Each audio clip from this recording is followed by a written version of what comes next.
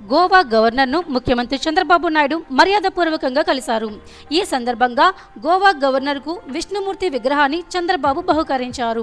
ఈ భేటీకి సంబంధించిన వీడియో ప్రస్తుతం సోషల్ మీడియాలో వైరల్గా మారింది. సాంస్కృతిక ఆధ్యాత్మిక విలువలను ప్రతిబింబించేలా విష్ణుమూర్తి విగ్రహాన్ని అందజేయడం విశేషంగా చర్చకు దారితీసింది.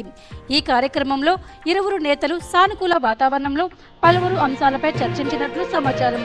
సీఎం చంద్రబాబు గవర్నర్కు విగ్రహం అందజేస్తున్న దృశ్యాలు సోషల్ మీడియాలో విస్తృతంగా పంచుకోబడుతూ నెటిజన్ల నుంచి భిన్న స్పందనలు వస్తున్నాయి.